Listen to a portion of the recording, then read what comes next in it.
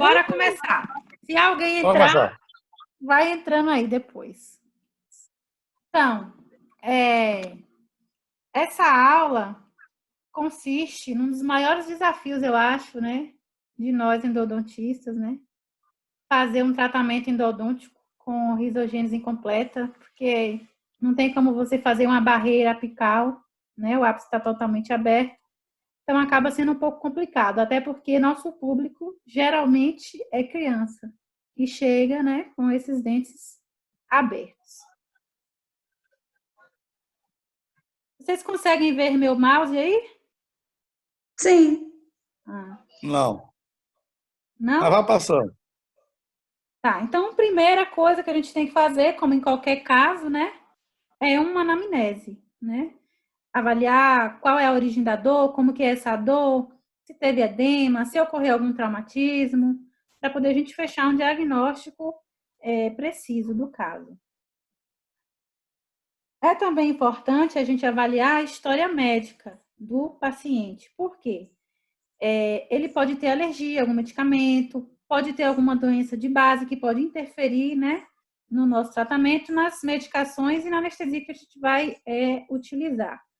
Então, existem algumas patologias que são comuns em crianças, como a asma e a anemia.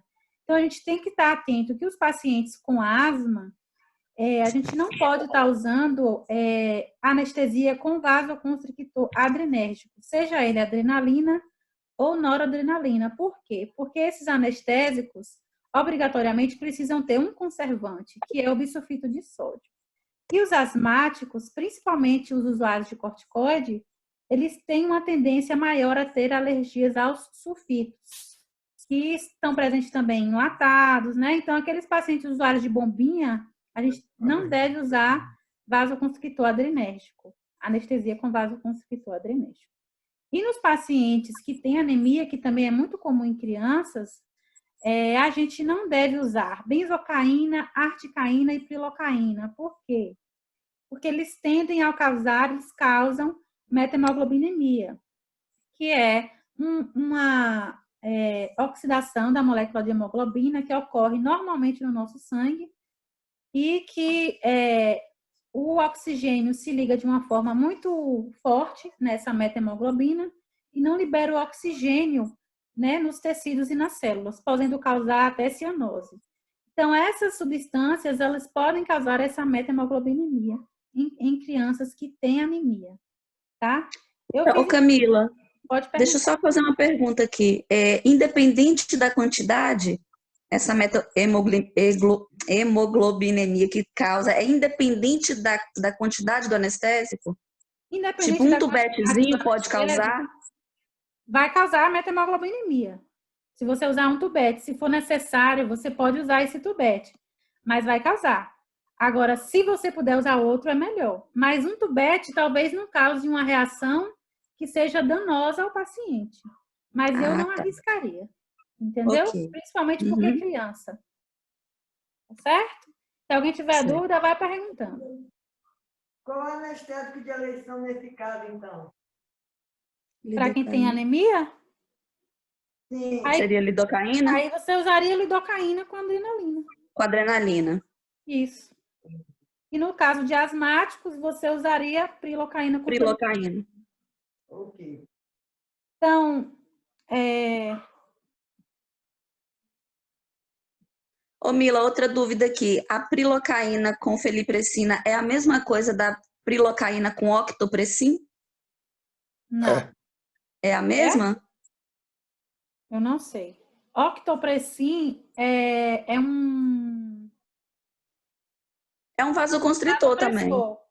E a feliprecina, ele é semelhante à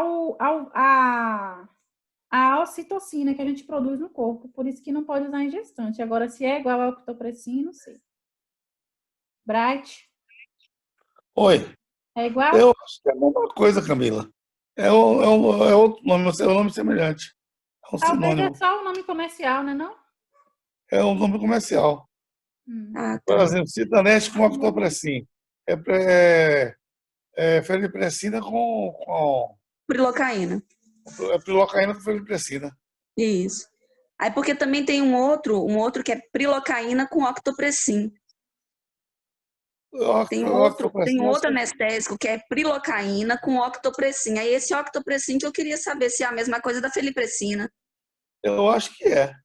Mas eu vou pesquisar e te falo, Ok, tá bom? tá bom. Então, aqui, puxando ainda o gancho da anestesia, que a gente tem que ter um cuidado grande em crianças, é com relação à dosagem máxima, né? Então, eu já atendi uma criança que tinha 17 quilos, gente. Então, eu fiz um cálculo aqui para a gente ter uma base. Uma criança de 20 quilos, a gente só pode usar no máximo 2,4 tubetes de lidocaína ou mepivacaína, 1,3 de articaína. Então, a quantidade é pequena. E pensa que numa criança, se você for fazer um molar inferior, você vai anestesiar o alveolar inferior, muitas vezes você não vai acertar de primeira, a criança não vai deixar de primeira. Então, é muito complicado essa quantidade de anestésico que a gente pode estar administrando em crianças. O que eu faço muitas vezes? Eu uso a articaína de forma infiltrativa, mesmo no molar inferior. E aguardo uns 15 minutos que a articaína ela tem a capacidade de penetrar no osso, porque ela tem uma solubilidade lipídica e ela consegue penetrar no osso de uma forma mais eficaz do que os outros anestésicos não conseguem. Então, tem dado certo, mas às vezes eu tenho que fazer intrapulpar. Eu não sei o que é pior, se é fazer o intrapulpar numa criança ou fazer um alveolar inferior.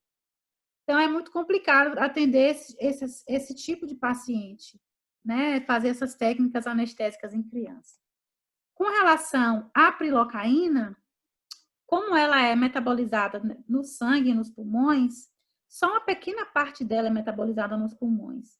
Então, é outro motivo também para se evitar o uso, né? Então, o asmático não pode usar adrenalina, mas a prilocaína também não seria o anestésico ideal. Então, não existe, teoricamente, o anestésico ideal para o asmático. Então, se a pessoa é asmática, a dosagem máxima da prilocaína deve ser diminuída. Então, você só pode utilizar 0,92 do tubete, ou seja, não chega nem a ser o tubete inteiro. Por quê? Porque ele tem uma patologia que diminui a oxigenação. Então, aí você tem que diminuir a dosagem máxima da prilocaína, tá certo? Então, no asmático, você vai usar a prilocaína, mas com uma dosagem menor. Entendeu, Karine? Entendi. Só que é difícil, porque como é que você vai fazer um acesso assim? Pois é, então aí Menos um tubete. vai ter que ter um bom senso. Nem toda criança asmática vai ter alergia, né, ao bisulfito. O ideal é que, se você precisar usar, por exemplo, um tubete de articaína, você tenha lá o Fenergan, adrenalina, o Decadron, para, se ele tiver uma reação alérgica, você intervir com medicação. Né? Porque o que acontece muito é que você vai precisar usar articaína e você não tem nada para reverter se ele tem uma alergia. Aí você não usa. Certo? Certo. Então, além dessas considerações, a gente tem que fazer uma avaliação clínica, palpação, avaliar se tem presença de fístula, edema, né? Fazer o teste de percussão vertical, horizontal, como um dente normal. E fazer o teste de sensibilidade só se for necessário, se você não conseguir fechar o diagnóstico pelos outros parâmetros. Porque imagina você fazer um teste de sensibilidade numa criança. Ela pode ficar traumatizada, porque dói, a gente sabe que dói. Então, só fazer o teste de sensibilidade, no último caso, se você não conseguir fechar o diagnóstico de outra forma. Então, aqui também a gente precisa fazer uma avaliação radiográfica. É interessante você avaliar a extensão da cárie, a proximidade dela com a polpa, o estágio de desenvolvimento radicular desse dente também é muito importante para você determinar o tipo de tratamento que vai ser instruído, verificar se tem lesão periapical e avaliar o diâmetro dessa abertura apical, para que a gente possa direcionar qual tipo de tratamento que a gente vai fazer. E qual a conduta terapêutica num dente como esse? Esse caso foi o caso que a gente fez, Karen, lá no céu. Eu vou usar ele a minha aula quase inteira para poder demonstrar, tá? Mas imagina aqui, esse dente com essa lesão tinha fístula, tá? Provavelmente foi uma necrose por trauma, porque não tinha cárie, né, Karine? Aham, não tinha cárie. Não tinha cárie, então é complicado você... Como que você vai fazer um tratamento endodôntico num dente com ápice dessa forma, né? Então, observa que a espessura das paredes é fina, a região apical ela é divergente. Observa que o comprimento dele é curto. Se você observar aqui, ó, o outro dente ainda está em formação, mas olha o tamanho dele. Se você comparar, vocês conseguem ver meu mouse? Sim, Consegue. Olha a Esse caso foi diferença. publicado na revista americana, né? Isso, foi. Olha a diferença desse dente para esse. Então, o comprimento dele é curto. Se você fosse precisar colocar um pino aqui, ia ficar complicado. E, além disso, ele tem um diâmetro apical amplo, o que vai impossibilitar você fazer um selamento apical, mesmo que você use um cone invertido de Guttapest. Você não vai conseguir fazer um selamento apical desse dente de forma convencional. Então, o tratamento em si desse tipo de dente vai depender da vitalidade pulpar. Se é um dente com polpa viva, nós vamos fazer, primeiro, vamos tentar que não precise fazer nenhum tratamento endodôntico. Então, eu já tive 2 casos que eu consegui reverter o quadro com um tratamento expectante.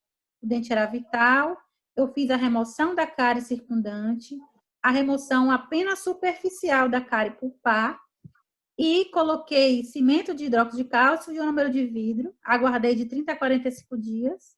Nessa segunda sessão, eu consegui remover a cárie toda, porque houve formação de dentina reparadora na parede pulpar, e o dente já está em acompanhamento há 5 anos. Eu tenho 2 casos que nem precisou fazer endo, né? E o dente está vital de forma normal. Mas, muitos casos, quando você vai fazer essa remoção da cárie, você acaba tendo uma exposição, tá? Então, nesses casos em que há exposição pulpar, nós vamos ter a opção de fazer um capeamento direto ou uma pulpotomia, tá? Lembrando, gente, que o Zoom, ele gratuito, ele só fica 40 minutos. Então, se cair, é só vocês clicarem no mesmo link que a gente retoma de onde parou, tá bom? E nos casos de polpa necrosada, e lembrando que nos casos de polpa viva, o procedimento que você vai fazer vai permitir que haja a complementação radicular fisiológica. Então, aquele dente vai terminar de formar a raiz como se ele não tivesse tido nenhuma intervenção endodôntica, tá? Nos casos de necrose pulpar, já é um pouco diferente. Você vai ter a opção de fazer ou uma acidificação com hidróxido de cálcio ou MTA. Quando eu falar MTA, eu estou me referindo ao MTA ou a qualquer outro material reparador, como, por exemplo, biodentine ou os biocerâmicos também, tá? Ou a nossa, que é o foco da nossa aula, a nossa revascularização. Eu vou falar separadamente de cada um para poder a gente entender o processo até chegar na revascularização, certo? Mas antes da gente entrar no assunto, a gente tem que se focar também no nosso papel preventivo, porque a maioria dos pais e responsáveis não sabem da erupção dos molares permanentes atrás dos de leite. Eles acham que para nascer um dente permanente é preciso que caia um de leite. Então, eu faço muito canal em criança, vários, de 7 anos, de 8 anos, 9 anos, em molares permanentes. Por quê? Porque o pai achava que era de leite e falou, depois eu vou arrancar. Então, toda criança que eu atendo, eu mostro ao pai, ó, esse dente é permanente, aqui atrás dos dentinhos dele vai nascer um dente permanente. Para que essa informação seja disseminada e a gente previna de fazer esses tratamentos que são tão complicados de fazer em criança. Verdade. Então, vamos lá. Vamos falar primeiro do capeamento direto, tá? É importante para você realizar essa técnica que você tenha certeza que esse dente está vivo. Então, pode ser que seja necessário fazer um teste de sensibilidade positivo. Lembrando que esse teste de sensibilidade positivo, ele tem que ser um positivo normal. Então, você não pode fazer o teste só no dente que está acometido. Você tem que fazer pelo menos em 3 dentes. Para que você tenha um padrão e ver se o dente em questão vai ser diferente do padrão. Por exemplo, O normal é doer e parar, de forma rápida, intensa e prática. É uma dor aguda, dói e para. Mas existe uma variação. Uma pessoa mais idosa, por exemplo, às vezes ela vai ter uma dor bem menor devido à formação de dentina ao longo da idade. Então, você vai fazer 2 testes, você vai ver o padrão daquele paciente e vai ver se o outro tem alguma alteração. Em pessoas com idades normais e crianças, o normal é doer e parar. Se o dente demora de doer ou demora de parar de doer, ele tem uma alteração, que pode ser irreversível ou não. Então, em casos de dúvida nesse teste, nessa presença de vitalidade, o capeamento pulpar não é indicado, porque o prognóstico dele é muito duvidoso. Você pode fazer essa tentativa de fazer um capeamento pulpar e seu paciente tem uma pulpite. Imagine uma criança com uma pulpite. Ou esse capeamento pode dar certo, mas no futuro esse canal calcificar. Então, é uma técnica que você tem que ter muita certeza para estar utilizando. Então, você vai fazer anestesia, isolamento absoluto, todos os procedimentos endodônticos têm que ter isolamento absoluto. Aí você pode falar, Camila, como é que eu vou saber que vai expor a polpa? Então, se você tem uma cárie muito profunda, isola antes de ter a dúvida, porque se contaminar, aí que não vai dar certo mesmo, certo? E essa técnica de capeamento direto, ela só pode ser indicada em casos de exposição acidental. Se for uma exposição por cárie, você tem que partir para a pulpotomia. Não pode fazer o capeamento direto mais, tá certo? Então, o professor Leonardo Muniz, ele foi meu professor na graduação e foi meu orientador também da monografia. Ele tem um canal no YouTube que mostra passo a passo como fazer um capeamento direto. Aqui, essas imagens foram tiradas de lá do canal dele do YouTube. Deixa eu ver se eu consigo tirar. Minha foto está aparecendo na frente do slide? Não. Agora não. Ah, beleza. Então, como que você vai fazer? Você vai ter que remover toda a cárie, certo? E isolar o dente. Se você só pode fazer ele se for uma exposição acidental, não pode ter mais cárie nenhuma, nem contaminação nesse dente. Então, você vai, primeiro, lavar essa cavidade. Você pode lavar com anestésico, com soro fisiológico, com água de cal, contanto que você limpe essa cavidade. Depois, você vai fazer uma hemostasia e secagem com algodão. E aqui vai uma dica. Quando você precisa fazer uma hemostasia, o ideal é que você use o algodão embebido já em soro.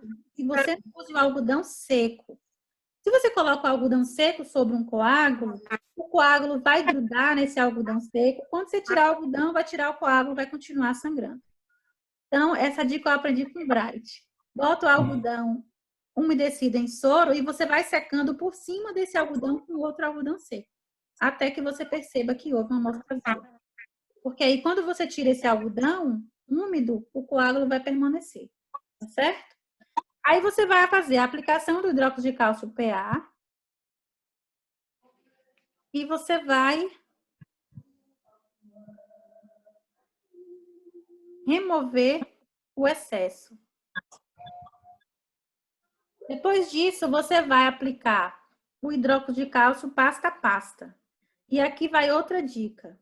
Você não pode pegar o hidróxido de cálcio pasta a pasta e colocar direto em cima do pó. Porque senão ele gruda no pó e sai o pó e o hidróxido de cálcio em pasta. Então, a dica é, você coloca ele ao redor do pó e depois você cobre o pó. Aí dá certo. Depois você vai cobrir com ionômero de vidro, tá?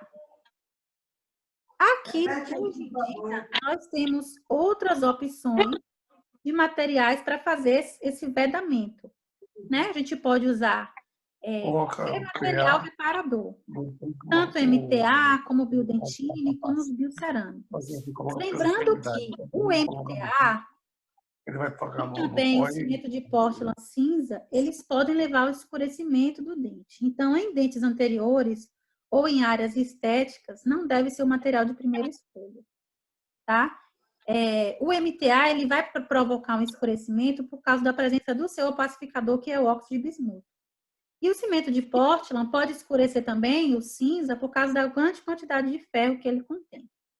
Quem tiver mais dúvidas sobre esses materiais reparadores, esses cimentos reparadores, é só botar o celular para ler esse QR Code que vai direcionar vocês para a minha aula que eu dei da outra vez, que está lá no meu canal no YouTube, e ela fala sobre os cimentos reparadores e sobre os cimentos endodônticos, certo? Quem quiser printar a tela aí, fica à vontade. Então, vamos falar agora da pulpotomia.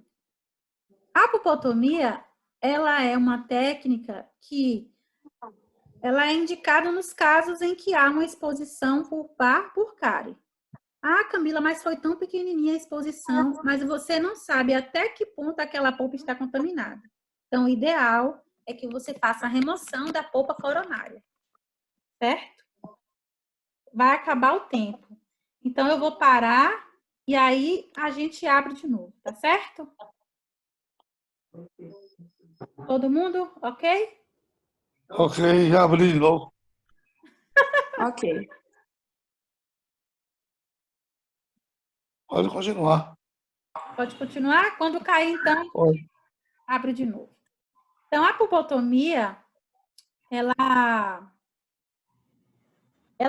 você tem que explicar ao seu paciente que ela é uma técnica necessária, por quê? Porque vai permitir que aquela raiz continue se formando de forma fisiológica, mas que essa técnica pode não ser definitiva. E no futuro, talvez, seja necessário fazer uma reintervenção de uma forma convencional nesse dente. Ou seja, você vai fazer a pulpotomia, vai esperar aquela raiz se formar e depois ela pode necrosar e precisar fazer um tratamento endodôntico convencional.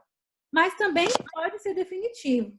Mas é interessante você esclarecer isso para o paciente, porque ele precisa ter um compromisso de fazer uma avaliação, pelo menos de 6 em 6 meses. Porque é muito difícil você conseguir fazer essa avaliação. Os pacientes acabam que não vão, é muito difícil fazer preservação. Não vou. Então, tem que explicar bem direitinho, para depois ele dizer, ah, mas eu paguei você e deu errado, entendeu?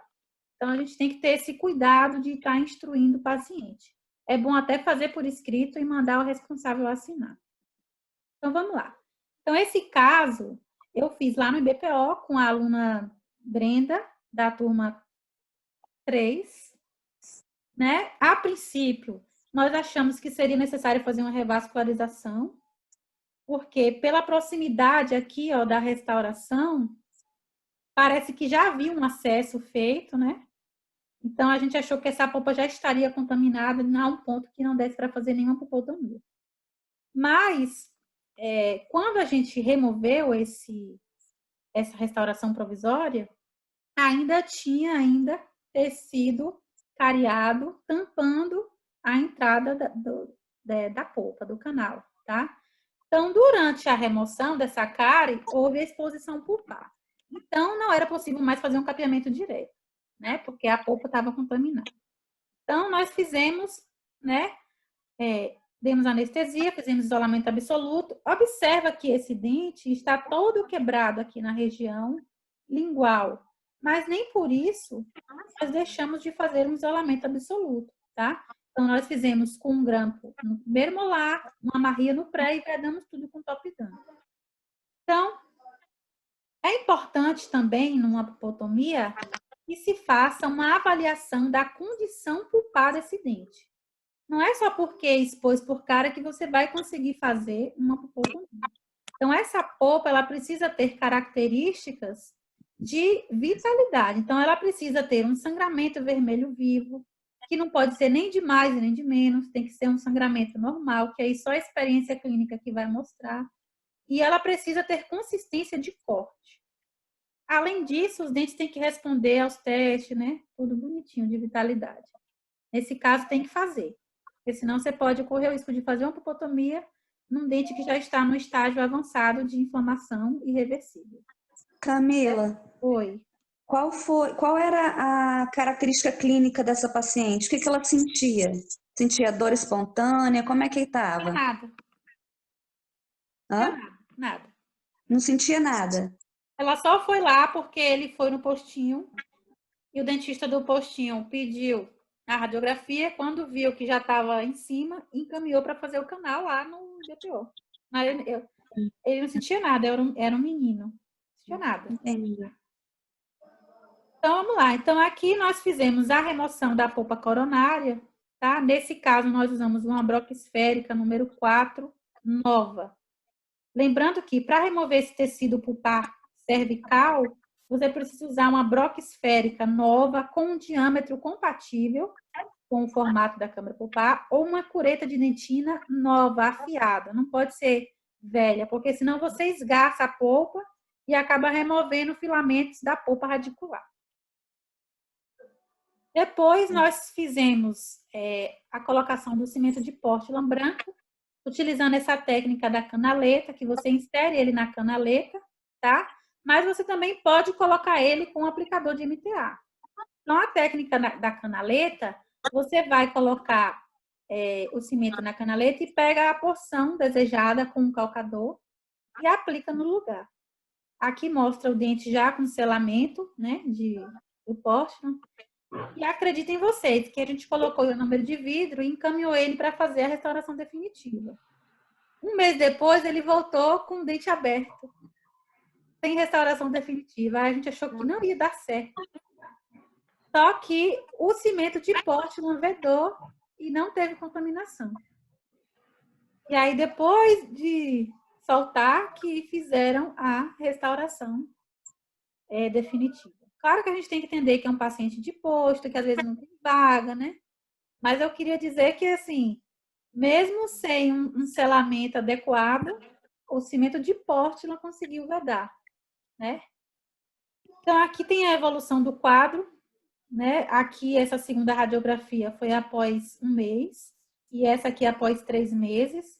Observa como houve um crescimento radicular, ou como esse ápice está se fechando, perdão.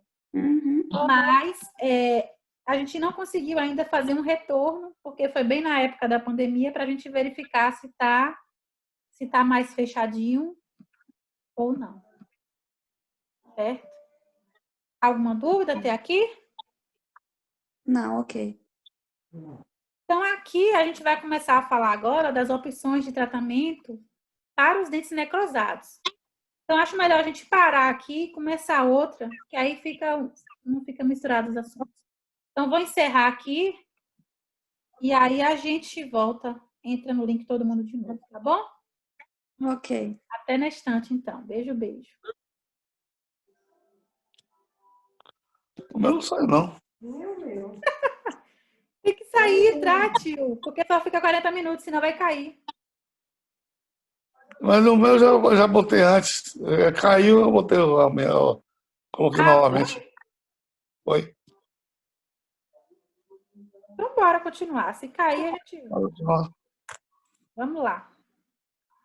Então, nos casos de revascularização, ele só é feito em casos de polpas necrosadas, ou no caso, por exemplo, de uma polpa que você vai fazer a polpotomia e a polpa não tem características que condizem com a normalidade. Então, não vai dar certo essa polpotomia. Então, aí você vai ter que partir ou para uma apsificação ou para uma revascularização, tá? Então, o que é uma apsificação, né? A apsificação é o quê? É um fechamento apical induzido do ápice.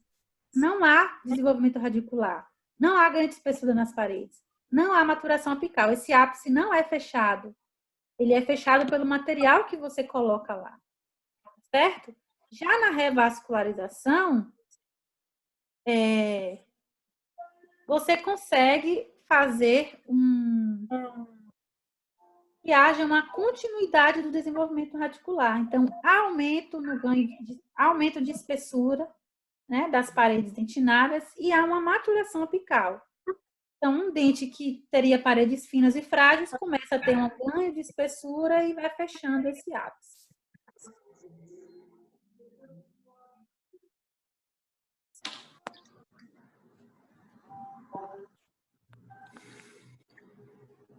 Então, vamos falar agora de cada um. Então, primeiro, eu vou falar da apsificação com hidróxido de cálcio, que é uma técnica clássica que foi utilizada por muitos anos e era a única opção que os endodontistas tinham.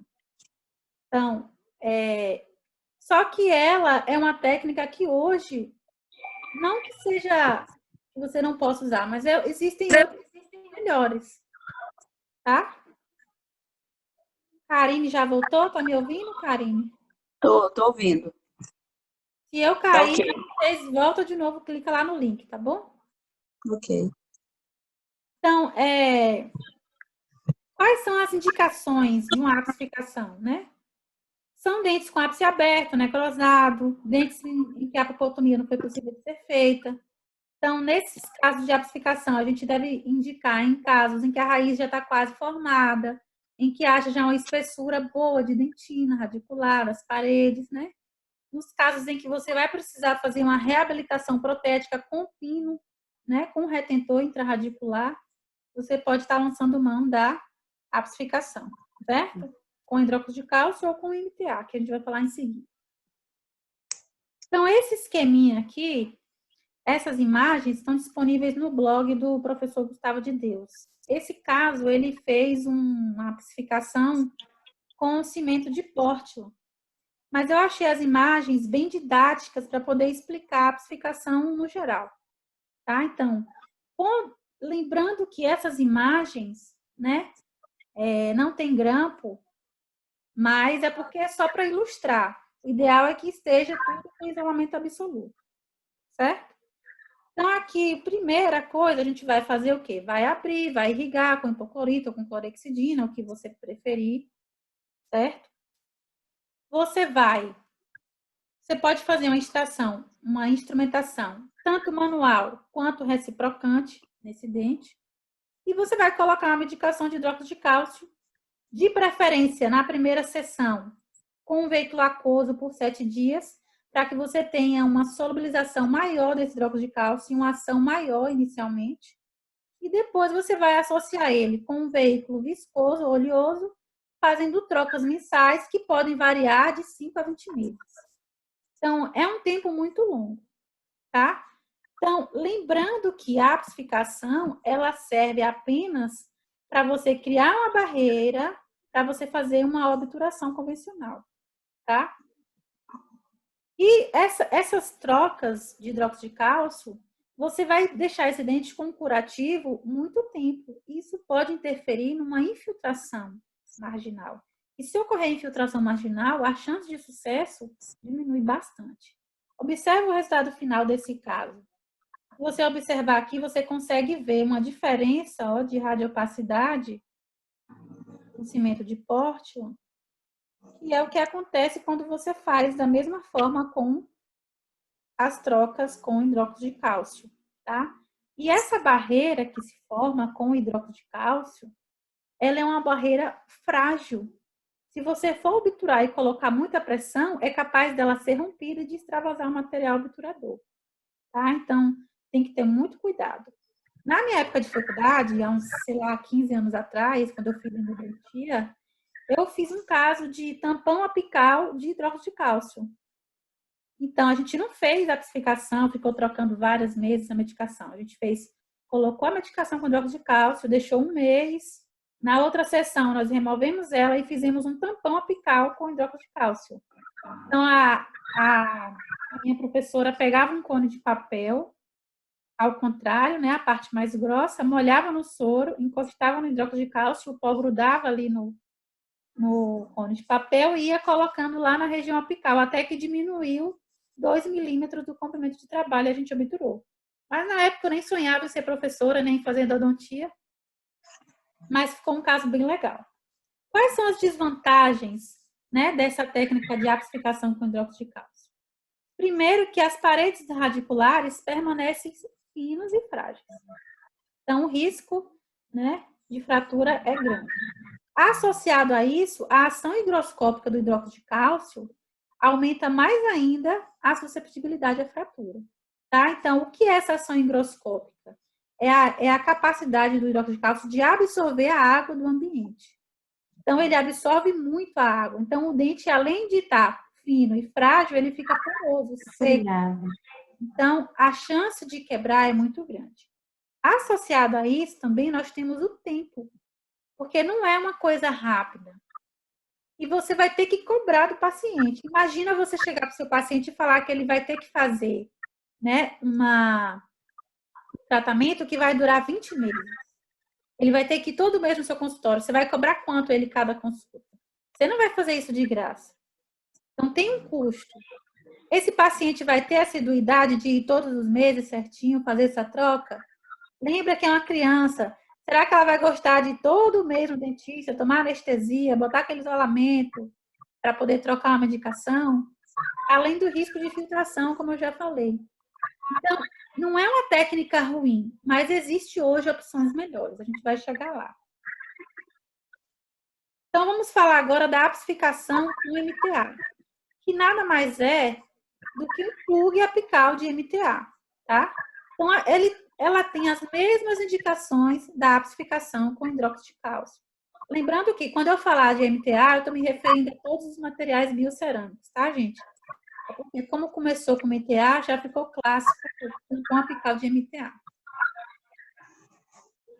E as desvantagens também são parecidas com a apsificação com hidróxido de cálcio. A única coisa que melhorou aqui é que não tem mais a ação higroscópica do hidróxido de cálcio por muito tempo nessa raiz, tá?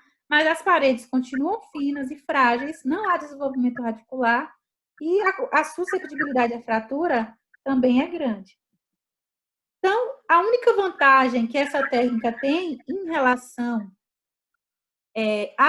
à apsificação com hidróxido de cálcio é o tempo. E, geralmente, você pode fazer em 2 sessões ou até mesmo sessão única. E você resolve o problema, tá? Então, esse caso foi feito lá na FUNORTE com o professor Evaldo. E ele recebeu esse caso já com medicação com hidróxido de cálcio. Então, foi feita a remoção da medicação, a instrumentação, e depois a aplicação do cimento do MTA na região apical. Essa aplicação pode ser feita tanto com aquela técnica da canaleta da régua, como com o aplicador de MTA, tá? Só que não é fácil fazer essa aplicação lá no terço apical sem microscópio. Então, exige um pouquinho de técnica, porque o MTA, ele é um material que tem uma consistência que é difícil de você manipular, e às vezes ele endurece rápido demais e você não conseguiu ainda adequar ele no lugar que precisa, tá? Então, não é simples de se fazer. Tem alguns autores que preconizam o uso do MTA na raiz inteira. O que a gente, eu e Bright, não indica muito, porque o MTA, quando ele se contrai, quando ele toma presa, ele se contrai. Então, pode gerar trincas nessa raiz ou até fraturá-la. Tá? Ele então, dilata. Ele dilata. Isso. Dilata. Ah, dilata, perdão. Eu falei contrário. Então, o que a gente indica? A gente indica colocar um plug apical de MTA e depois fazer uma obturação com gutapercha, como foi feito aqui nesse caso. E aqui ele já deixou feito o preparo para pino, certo? Então, é um caso simples, mas não é simples de fazer, principalmente para quem não tem microscópio, tá? Então, agora a gente vai entrar realmente no nosso foco principal da nossa aula, que é a revascularização. Hoje em dia, ela está sendo também chamada de terapia pulpar regenerativa, ou então também de endodontia regenerativa, tá? Esses termos é só para vocês entenderem, se vocês ouvirem em algum lugar, ou se vocês quiserem pesquisar sobre o assunto. Que, na realidade, eu acho que o termo em si não tem muita importância. Mas, na minha opinião, o termo revascularizar é mais apropriado. Por quê? Revascularizar quer dizer o quê? Quer dizer restabelecer, por meio de procedimento cirúrgico, a irrigação sanguínea de determinado órgão ou de parte do corpo humano. E regenerar quer dizer reconstituição de um órgão destruído ou arruinado. Então, no decorrer da aula, vocês vão entender se vocês preferem chamar de revascularização ou de terapia pulpar regenerativa.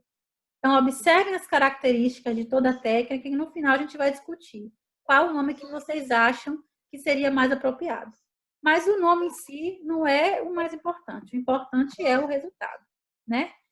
Então, o que é revascularização pulpar, né? É um procedimento biológico designado ao restabelecimento de estruturas danificadas, incluindo dentina e estrutura radicular, assim como células do complexo dentino-pulpar. Isso segundo a Associação Americana de Endodontia. Então, esse esquema da Simone Ferrati Duarte, ele explica de uma forma bem simples, né, como que é a revascularização. Você vai ter um dente necrosado, com ápice aberto, vai induzir um sangramento, vai colocar um plug apical de MTA e o dente vai se formar. Só que na prática, não é assim, bem assim que acontece, né, Karine? Não é mesmo. No caso de revascularização que eu fiz, né? Primeiro, que não houve um sangramento, que eu imaginava que ia sangrar até a região, né, cervical, e eu ia ter que ficar ali tentando fazer um coágulo, isso não aconteceu. Eu só percebi que tinha sangue na lima, nos 5 milímetros apicais, e também o MTA escorregou, extravasou demais do que o que a gente queria. A gente obturou com o MTA. Foi. Isso porque, para mostrar a dificuldade que é manipular o MTA, e também porque essa técnica era uma técnica muito nova, a gente não conhecia muito. Verdade. E a gente vai discutir, Karine, daqui a pouco, por que que não sangrou. Eu já descobri por quê. Eu vou chegar lá, tá? Ô, Mila, e você lembra que esse dente foi um dente totalmente atípico, né? Porque ele tinha uma fístula, uma lesão, e ele estava vivo. Sim, Lembra que quando a gente abriu estava vivo? sim. Pois é. Provavelmente um tecido. E a gente teve que dar mais anestesia nela. Anestesia, exatamente. Provavelmente essa polpa já estava em processo de necrose, mas como a última coisa que morre é o tecido nervoso, ele talvez estava presente. A polpa já poderia estar degradada, mas o tecido nervoso ainda poderia estar presente. Então vamos lá. Quais são os objetivos de uma técnica de revascularização, né? É regredir os sinais e sintomas, né? Observe o tamanho dessa lesão. Observa que ela regrediu quase que totalmente. Observa como essa raiz continuou a sua formação. Houve um fechamento, né, dessa raiz na região apical. E alguns autores também preconizam que se consiga um teste de sensibilidade pulpar positivo. Nesse caso, a gente não conseguiu. Mas eu tive um caso que eu tive um teste de sensibilidade pulpar positiva, eu vou mostrar, mas ele não sentiu dor como um dente normal. Ele sentiu só que estava gelado. Então, observa aqui, ó, que houve a oblituração, né, do canal radicular na região apical. O que dificultaria se a gente precisasse, se esse dente viesse a necrosar e precisasse retratar. Mas nesse caso já ia ser difícil já tirar esse MTA daí, né? Só com glauco. Então, vamos lá. As indicações, além de paredes finas, o ideal também é ter um diâmetro apical amplo, maior do que 1 milímetro, tá? Se for menor do que 1 milímetro e tiver raízes com espessura adequada, você vai fazer a apsificação.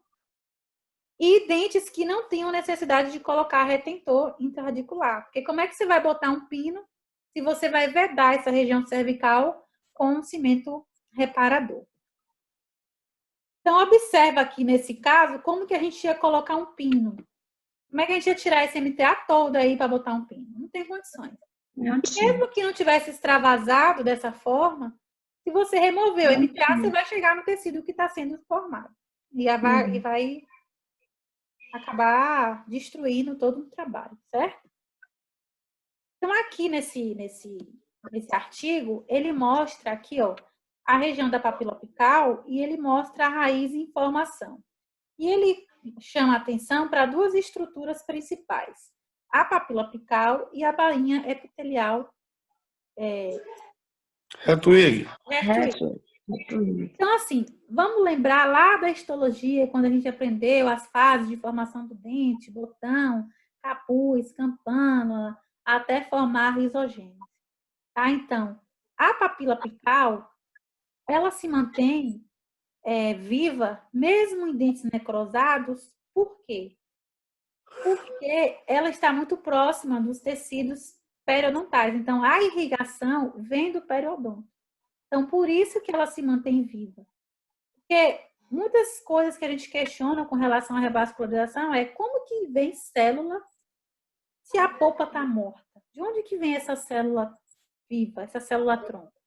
Então, ela vem da papila apical, que permanece viva porque ela é irrigada pelos vasos sanguíneos do periodonto. Então, essas células, elas adentram ao canal e vão começar a se diferenciar e dar continuidade à formação dessa raiz. Aqui também, a bainha epitelial de Hertwig tem um papel muito importante, porque durante a rizogênese, ela que vai guiar a formação dos tecidos de suporte do dente, tecidos ósseos, tecidos do ligamento periodontal. Então, essas duas estruturas são importantes. Eu queria agradecer também aqui a professora Cláudia Menezes, que eu assisti uma live dela no Instagram, e ela conseguiu dar essa aula em 1 hora, achei fantástica. E ela me passou todos os artigos usados nas aulas dela, então foi muito querida, queria agradecer a ela pela disponibilidade também. E tem alguns fatores determinantes para que essa revascularização dê certo. Dentre eles, tem o que eu já falei, um diâmetro apical maior do que 1 milímetro, né? E também uma idade do paciente entre 9 a 18 anos, segundo esse artigo.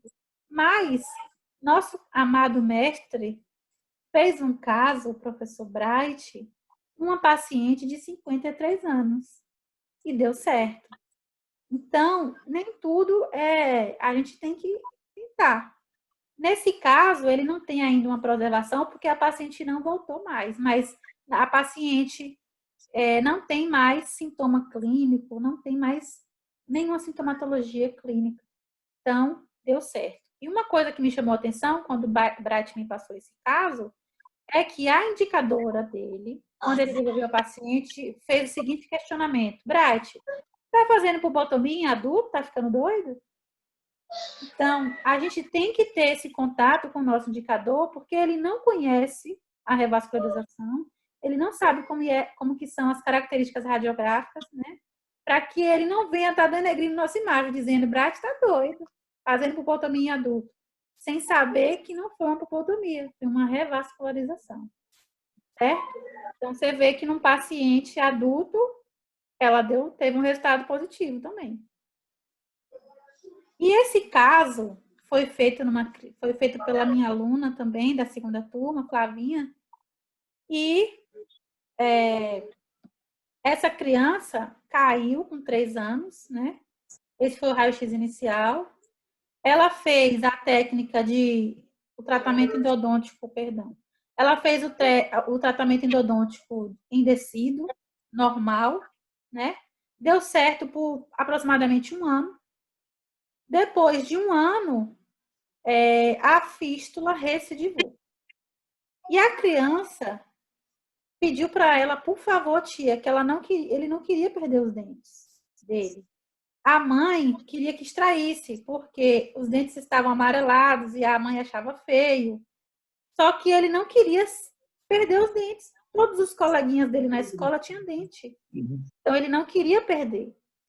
Então, ela fez a técnica de revascularização pulpar.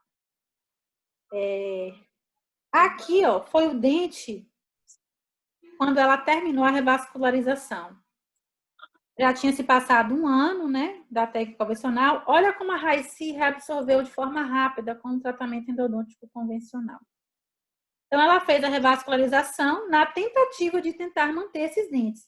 Nesse caso, a revascularização não foi feita com o intuito de formar parede, nem com o intuito de fechar ápice. Foi feita como uma forma de manter esses dentes aí o máximo que desse para manter, para que essa criança não tivesse nenhum trauma psicológico, porque ele estava muito, quando falava de perder esses dentes, ele chegava, chorava e ficava um pouco assim, depressivo, assim. Então, observe após 6 meses como a raiz do dente de leite aumentou a espessura. Formou, Não é? É uma coisa... Formou a raiz e o dente, ele extraiu na época normal da risólise estudante decide. Então, ele ficou de janelinha junto com todos os coleguinhas dele, então não teve trauma, não teve nenhum efeito psicológico, né?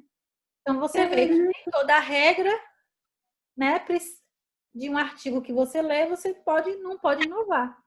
Basta você ter uma oportunidade e o paciente está disposto a tentar. Foi um casinho bem legal. A gente vai tentar publicar esse também. Então, existem alguns fatores fundamentais, né, para que essa revascularização aconteça. Então, para que ela aconteça, é necessário que haja uma proliferação e diferenciação celular. Essa proliferação e diferenciação celular vai ocorrer numa matriz. Essa matriz, ou agora que está na moda chamar scaffold, é também chamado de arcabouço. Na nossa época, a gente chamava arcabouço. Agora já é scaffold. Esse scaffold, ele precisa conter células-troncos e fatores de crescimento. Nós vamos falar de cada um deles separadamente. Mas as células-troncos são essenciais porque elas vão se diferenciar nos tecidos que vão dar continuidade à formação daquela raiz.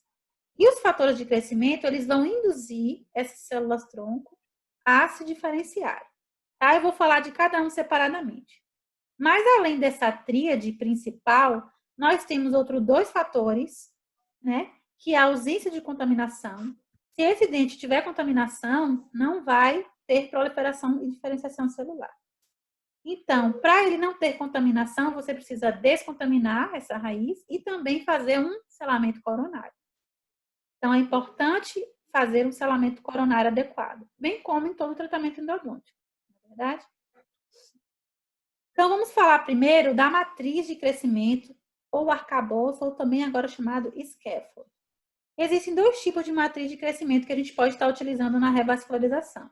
Os endógenos, que são do próprio paciente, ou sintéticos, que são fabricados no laboratório. Os endógenos têm origem do próprio sangue do paciente, tá? Seja ele de forma direta, através da indução de um coágulo, através da raiz, ou de forma indireta, removendo o sangue de forma na veia, né?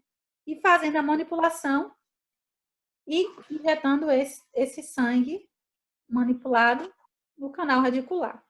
Tá? A gente coloca numa centrífuga para ter a separação da parte, né, branca e da parte vermelha, e a gente utiliza a parte branca, que é rica em colágeno. Dúvidas?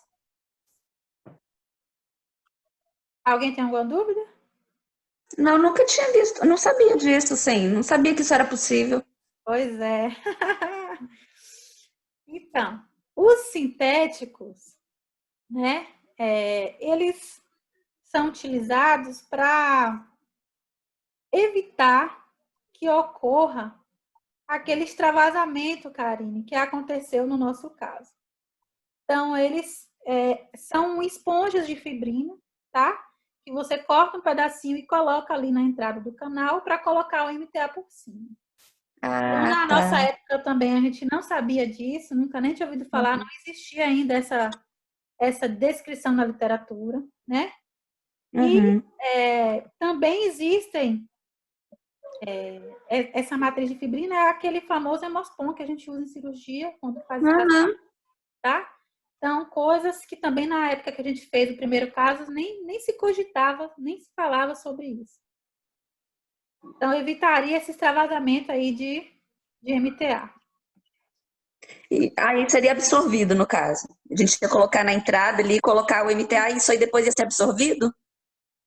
Então, não sei se reabsorve, mas se ficar lá também não vai ter problema. Não tem vai problema. ser como arcabouço, porque o sangue iria penetrar e iria formar a célula do mesmo jeito. Ok. Então, vamos mostrar agora a diferença entre PRF e PRP, que são os scaffolds de forma endógena que a gente manipula fora. Você tira o sangue do paciente, tá? E coloca numa centrífuga. Então, a diferença entre eles é bem simples. A PRF, que é a fibrina rica em plaquetas, ela é adquirida sem adição de nenhum aditivo, sem nenhum. Você pega apenas o sangue e coloca na centrífuga. Não tem adição de anticoagulante, tá? O PRP, que já é as plaquetas, plaqueta rica em plasma rica em plaquetas, ele já tem adição de coagulante. Então, a diferença é básica. O PRP, você tem que comprar o tubo de determinado fabricante, o anticoagulante dele, seguir o protocolo dele, tudo igual a ele, para você formar o PRP. Então, acaba que saía caro. Então, depois descobriram-se que se você não usar o anticoagulante e nem seguir a técnica dele igualzinha, você consegue ter uma mesma qualidade de tecido do que com PRP, tá? Ambos têm fatores de crescimento e células-tronco. Se você usar uma velocidade e um tempo maior, essa parte branca, na junção entre ela e a parte vermelha, forma-se, né, uma membrana de fibrina, que é o que eles estão utilizando hoje na revascularização. Eles pegam essa membrana, cortam os pedaços e vão inserindo no canal radicular. Eu vou mostrar alguns casos mais para frente. Ô, Camila, então, deixa eu ver se eu ligo. Nesse caso, então, aí, só é limpar o dente, não precisa fazer, então, aquele plug lá embaixo, né, que a gente passa a lima. Não precisa, então. Só limpa o dente e vem e coloca o sangue dentro. O sangue preparado dentro do dente. Tem casos que associa com o coágulo. Por quê? Porque essa fibrina, ela tende a diminuir a obliteração do canal. Como aconteceu no caso que a gente fez, a raiz não fechou totalmente. Então, essa fibrina, tem um artigo, eu vou mostrar mais para frente, que mostra que essa fibrina, ela tende a que esse canal não se oblitere. Então, se caso for necessário reintervir, facilita. Ah, tá, então, entendi. tem casos que ele usa só a fibrina, só a membrana.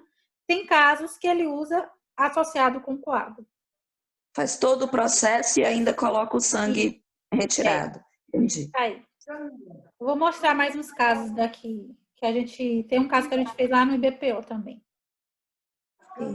Então, aqui tem um exemplo nesse artigo também de uma matriz sintética, que ela é enriquecida com trombócitos e ela foi importante no processo de regeneração óssea.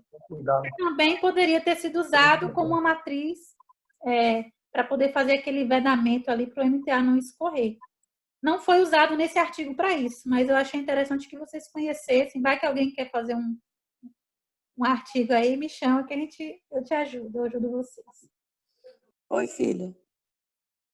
Então, vamos falar das células-troncos. As células-troncos são células que podem se diferenciar em qualquer tipo de célula, tá? Então, esse artigo, ele mostra todos os lugares na boca onde é possível se adquirir células-tronco, tá? Então, você vê que aqui na papila apical, ó, é possível, mesmo em um dente necrosado, tá certo? Conseguem perceber aqui?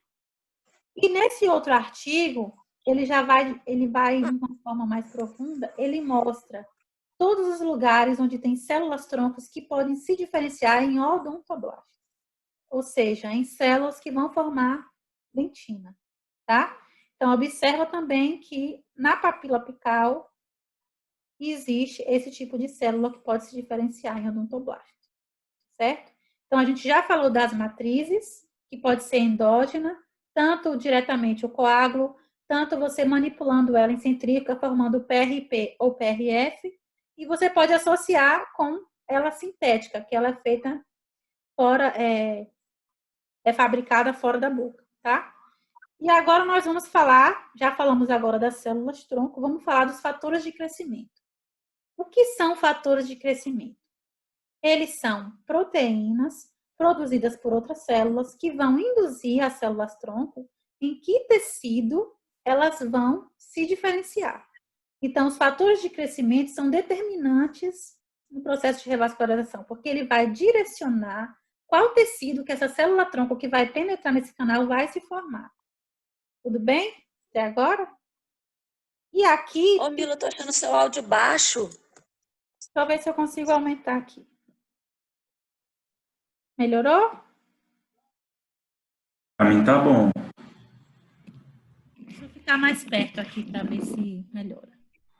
Melhorou, Karine, para você? Melhorou. Não. Então, eu vou repetir. Os fatores de crescimento são proteínas produzidas por outras células que vão induzir as células-tronco em qual tipo de célula ela vai se diferenciar. Então, por isso que eles são importantes no processo de revascularização. Então, quando a célula-tronco entra no canal através da matriz, do coágulo, ou do PRP ou do PRE, os fatores de crescimento vão direcionar elas a se diferenciarem em neurônios, em odontoblastos, em vários tipos de células. E aqui tem um fator muito importante, que na época que a gente fez também, Karine, a gente não sabia, que é a função que o EDTA tem nos fatores de crescimento. Tá? Então, o EDTA, ele tem uma ação essencial, primordial aqui, porque ele vai estimular esses fatores de crescimento a formar células com capacidades osteogênicas. Então, esse EDTA aqui, ele é muito importante. Então, no caso da revascularização, você não pode estar usando ácido málico, você tem que usar especificamente o EDTA.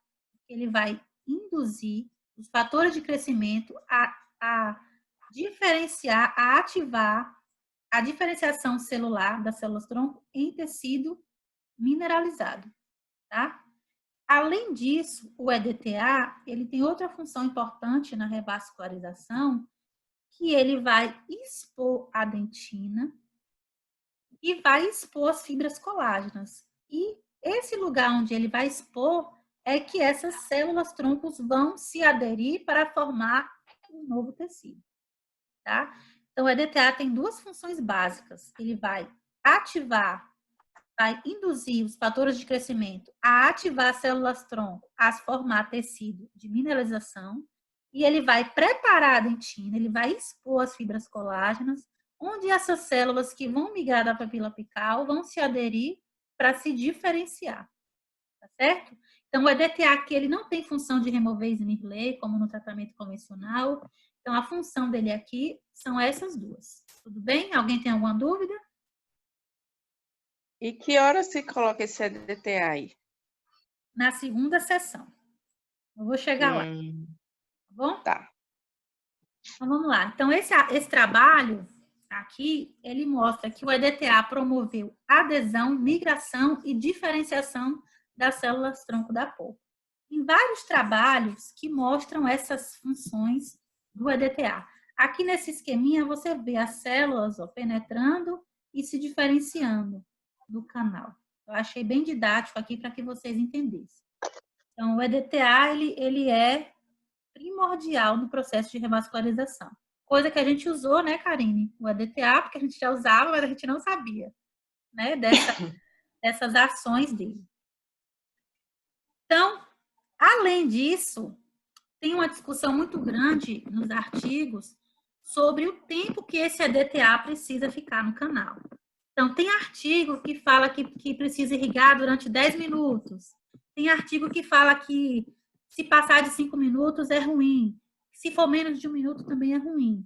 Então, eu e Brat, a gente não foca muito nessa questão do tempo. A gente foca no volume. Porque vocês concordam que em 1 minuto eu posso irrigar 20 ml, como eu posso irrigar 20 ml em 10 minutos. Então, a gente foca muito mais no volume do que no tempo. Mas vocês podem achar artigos falando que tem que irrigar 10 minutos, 5 minutos, 1 minuto, 3 minutos. Então, existe essa discussão. Como a revascularização ainda não tem um protocolo fechado, e cada escola segue o seu próprio protocolo, ou segue protocolos de artigos que vão surgindo na literatura. Tá? Então, você vai ver pessoas que passa triantibiótico, outras que usam hidróxido de cálcio, outras que usam PRP, outras que usam coágulo. Então, não tem ainda um protocolo fechado, né? A gente vai estar passando aqui o protocolo que a gente usa, né? E que a gente foi aperfeiçoando com os casos que foram surgindo. Então, a primeira coisa que a gente vai fazer, né, é fazer a anestesia, o acesso e o isolamento absoluto. Nesse caso, a anestesia pode ser qualquer um, a depender da disponibilidade e do quadro clínico do paciente, certo? A odontometria, né, nesses casos, às vezes você pode achar, a odontometria é a parte mais fácil. Eu pego um localizador apical e boto aí no dente e pronto.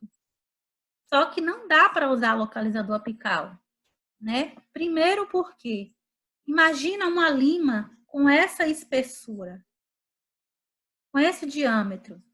Não existe. O localizador apical, para poder dar uma medida satisfatória, ele precisa ter uma lima justa no canal. Além disso, se você instrumentar essas paredes, o processo de revascularização pode não dar certo. E, além disso, a saída desse forame pode ser lateral, pode ser também vestibular, e aí você vai ter uma dificuldade de usar esse localizador apical. Então, no caso da revascularização, a odontometria não é feita com localizador apical. Então, como que a gente faz essa odontometria? A gente pode medir com régua, na radiografia mesmo, né?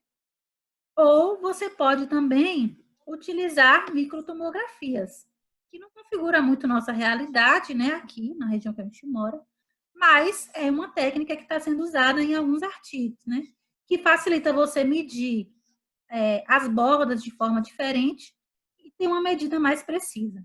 Essas imagens... Camila, Oi. com raio-x digital dá para medir. Também, né? Essas imagens da tomografia foram da professora Kelly Firmino Bruno, que ela deu num congresso online, e eu achei muito didática essas imagens. Olha a formação desse dente. A diferença do tamanho dessa polpa na região apical e o fechamento total desse ápice. Que coisa linda. Né? Então, achei bem didático para poder a gente entender mais ou menos o processo. Então, vamos continuar. E depois disso, nós vamos descontaminar essa raiz. Então, lembra que você não pode instrumentar essa raiz. Então, essa descontaminação tem que ser com substâncias químicas irrigadoras. Então, você vai fazer uma irrigação de forma suave com hipoclorito de sódio a 2,5%. Então, existe também hoje já na literatura uma discussão muito grande com relação à concentração desse hipoclorito. Então, esse trabalho, ele comparou algumas concentrações, que ele comparou 1,5%, 3 ou 6. Então, ele não comparou 2,5%, que é o que a maioria usa, e não comparou 1%, que é o que tem disponível. Então, não tem hipoclorito de sódio pronto a 1,5%. Você vai ter que fazer essa diluição. Então, para mim, já dificulta. Eu não sei diluir. Então, além disso, esse trabalho é um trabalho in vitro. Então, o que ele fez? Ele pegou células e foi adicionando as concentrações de hipoclorito e viu qual concentração permaneciam células mais viáveis. E a concentração que ele achou foi 1,5%. Então, tem muitos professores, muitos artigos hoje que estão usando como protocolo a irrigação com o hipoclorito a 1,5%. Porém, todos os casos que a gente fez, a gente usou 2,5%, com exceção do caso que a gente fez lá no céu, Karine, que você usou, lá só tinha 1%, não foi? No céu? Eu acho que foi 2,5%. Foi 2,5%? Acho que era 2,5%. Todos os casos que eu fiz, eu usei hipoclorito 2,5%. Tem vários casos na literatura clínicos que usaram hipoclorito a 2,5% e tiveram sucesso. Então, aí você pode me perguntar, mas Camila, um ápice aberto, você vai irrigar hipoclorito? É, hipoclorito. Não era melhor usar clorexidina? Então, não é indicado usar clorexidina no processo de revascularização, porque ela diminui a viabilidade das células tronco, tá? Esse trabalho, ele fez uma comparação utilizando irrigação com seringa e endoactivator, irrigação com FUI, e ele comparou EDTA e clorexidina com EDTA. Eu acho que ele deveria ter colocado hipoclorito também, para ficar tudo em um só. E ele pegou células troncos, né, fez em laboratório e testou qual que permitia a maior viabilidade dessas células-tronco, tá? Lembrando que é um trabalho in vitro, tá, gente? Mas ele chegou à conclusão que no grupo que usou a clorexidina EDTA, teve menos células viáveis do que no grupo que usou soro. Então, mostrou que a clorexidina ela pode interferir na viabilidade das células-tronco da papila apical, tá? Além disso, ele mostrou que uma irrigação ativa deu promoveu o maior número também de células apicais, ou seja, a descontaminação com ultrassom, com Exiclin, favoreceu, né, que tivesse um maior número de células tronco, tá? E nessa comparação com a agitação, o PUI foi o que teve o melhor resultado. Aí você vai me falar, Camila, você vai irrigar com hipoclorito um dente com ápice aberto e ainda vai agitar? É, a gente vai agitar. Porque a descontaminação é feita somente a partir da ação química do hipoclorito e da ativação desse hipoclorito, tá? Então, você pode usar Exiclin, você pode usar PUI, você pode usar Expendo Finish, você pode usar a XP-Clean da MK Life, contanto que você ative essa solução. Claro que tem que ter todos os cuidados, né? Mas é necessário que seja assim, tá certo? Então, esse trabalho é bem recente, 2020, ele mostra, lembrando também que é um trabalho in vitro, né? Ele mostra o extravasamento do hipoclorito utilizando diferentes tipos de ativação. Então, ele comparou PUI, Exiclin, Expendo Finish e uma agitação sônica com o éder. E ele chegou à conclusão que todos instruíram, só que o que instruiu mais foi esse éder com agitação sônica. Então, você pode ver que o padrão de extrusão é bem pequeno, tá? Claro que tem que ter cuidado na hora de... Não precisa ativar lá na região apical, né? Mas é necessário usar hipoclorito e agitar esse hipoclorito para que dê certo. Se caso, durante a irrigação ou durante a agitação, seu paciente, né, referir dor, alguma coisa, aí você para o processo e vê se já é suficiente ou você tenta fazer de uma forma mais passiva ou suave. Então, depois que você faz essa irrigação com hipoclorito, você vai irrigar com soro fisiológico para remover toda essa substância química, né, do conduto. Vai secar com cone de papel e aí você vai colocar a medicação intracanal. E aqui vem outra discussão, né? Qual tipo de medicação intracanal que a gente vai utilizar? Quando começou a revascularização, se usava essa pasta triantibiótica, né? Só que isso já caiu por terra. Por quê? Porque a minociclina, ela induz um escurecimento dental. Então, principalmente na região anterior, ficava muito escuro. Além disso, alguns trabalhos criticam, né, a questão da resistência antibiótica nesse paciente e também o fato de esse paciente pode desenvolver uma alergia, né, a esses antibióticos.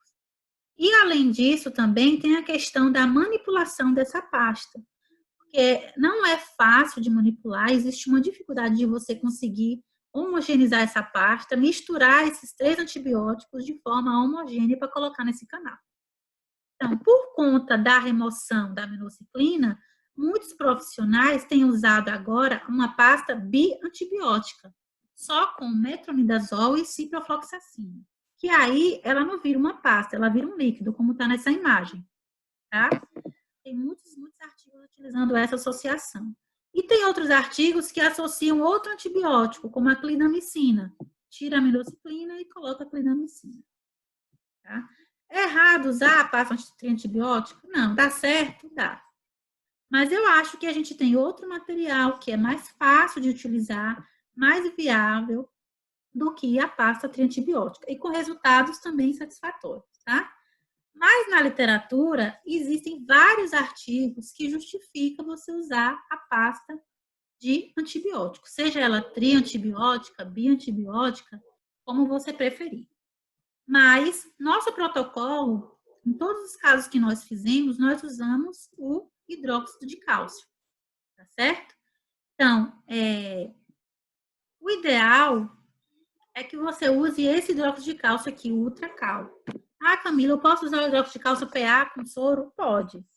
Mas você colocar esse hidróxido de cálcio de uma forma adequada dentro de um canal, que geralmente tem as raízes abauladas, é difícil. Eu já tentei quando eu não tinha ele e eu não consegui. Eu tive que parar o procedimento, comprar ele para poder colocar. Esse hidróxido de cálcio, ele tem algumas vantagens. Primeiro, que ele tem essa agulha com cursor, que você consegue injetar ele lá no comprimento de trabalho que você quer, e aí você vai recuando, né?